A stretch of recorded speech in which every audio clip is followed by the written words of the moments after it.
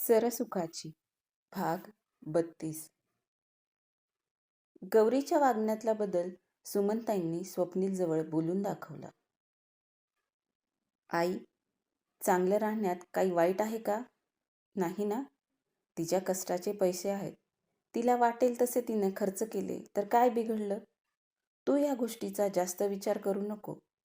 अगं, ऑफिसमध्ये असं प्रेझेंटेबल राहावं लागतं. आणि तूच बघ ना, मुलं आता मोठी झाली. गौरीला स्वतःचा असा वेळ मिळतोय. मग तो तिनं स्वतःवर खर्च केला तर काय बिघडलं? उगीचच काही विचार करू नकोस. बरं, चहा देतेस का मला? ऑफिसमध्ये जायला आधीच उशीर झाला. स्वप्नीलनं सुमनताईंनाच समजावून सांगितलं. खरं तर गौरीतला बदल स्वप्नीलच्या केव्हाच लक्षात आला होता. तरी तो गौरीसाठी यावर अगदी गप्प बसून होता. गौरी मात्र आपल्या या नवीन विश्वात मशगूल होत चालले होते. एक दिवस गौरीला ऑफिसमधून यायला उशीर झाला. नेहमीप्रमाणे घरातली मंडळी तिच्यासाठी जेवणाची थांबली होती. गौरी, पटकन फ्रेश होऊन घे. सगळे जेवायचे थांबलेत. स्वप्नील गौरी घरात आल्या आल्या तिला म्हणाला. मी बाहेरून खाऊन आले. गौरी तटस्थपणे बोलली. अगं, मग फोन करून सांगायचं ना.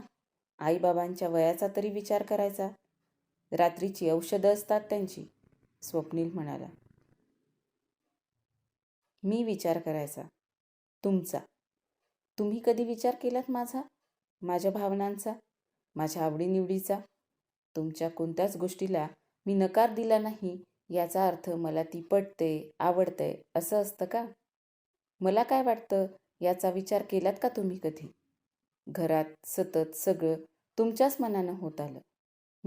माझं मत ह्याला काहीच किंमत होती का कधी? प्रत्येक गोष्टीत मला गृहीत धरत आलात. पण आता मला मोकळा श्वास घ्यायचा आहे आणि त्यापासून मला कुणीच अडवू शकणार नाही. गौरी चिडून बेडरूममध्ये निघून गेली. आई बाबा, मी बोलतो गौरीसोबत.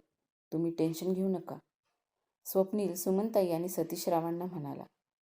जेवायची इच्छा नसूनही आईवडिलांसाठी 2 घास कसेबसे खाऊन तो झोपायला गेला. काय झालं हिला? स्वतः कधीच कोणती गोष्ट म्हणत नाही. आपण काही म्हटलं तर कधी नकारही देत नाही. तरी आज अशी का बोलली ही? गौरीच्या या वागण्यानं तिनं केलेल्या आरोपांमुळं स्वप्नील पुरता खचून गेला. गौरीच्या विचारात तो रात्रभर झोपला नाही. सकाळी लवकरच उठून स्वप्नील ऑफिसमध्ये निघून गेला. स्वप्नील सकाळीच ऑफिसमध्ये गेलाय, गौरी उठल्या उठल्या सुमनताई म्हणाल्या. हो का? काल काही म्हणाला नाही लवकर जायचं म्हणून.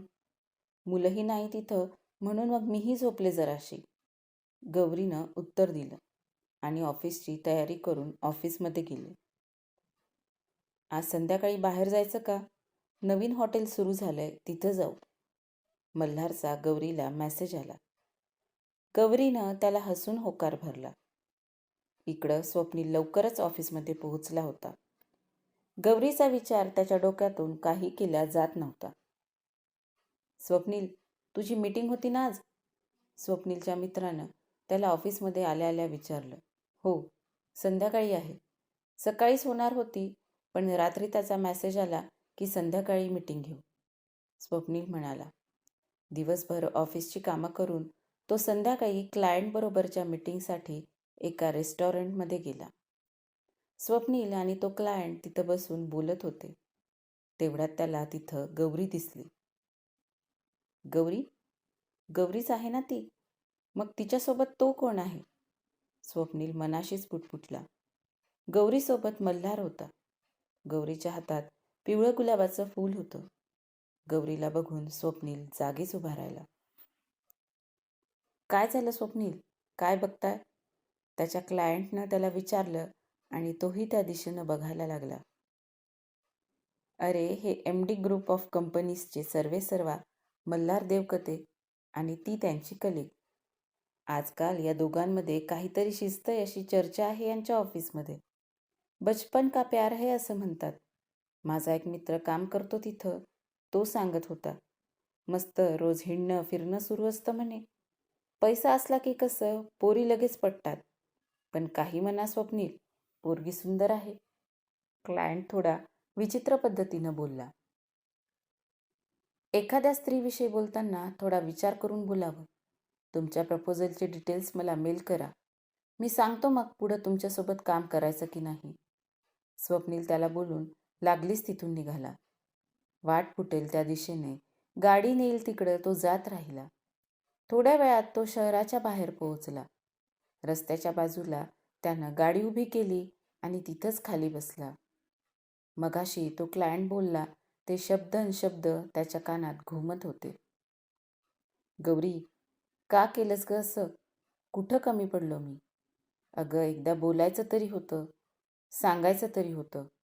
तुझ्या मनाचा थांगपत्ता तू कधीच लागू दिला नाहीस. स्वप्नीलच्या डोळ्यातून श्रावणधारा बरसत होत्या. तिथून निघून घरी जायची त्याची इच्छाच झाली नाही. रात्री बराच उशिरापर्यंत तो बाहेर होता. पहाटेच्या सुमारास तो घरी आला. स्वप्नील पहाटे घरी आला आणि हॉलमध्येच झोपला. त्याला जाग आली तर गौरी सकाळी ऑफिसच्या वेळेवर तयार झाली होती. गौरी, कुठं जाते? स्वप्नीलनं तिला विचारलं. ऑफिसमध्ये, गौरी म्हणाली. आज शनिवार, आज ऑफिसला सुट्टी असते ना? स्वप्नीलनं थोडं कडक आवाजात विचारलं. ऑफिसमध्ये? ते तुला म्हटलं नाही का, खूप कामाचा लोड आहे? गौरी अडखळत बोलली आणि चटकन घराबाहेर पडली. काम आहे तर बोलताना अडखळली का? आणि अशी नजर चोरून लगेच घराच्या बाहेरही पडली. स्वप्नील मनाशीच पुटपुटला.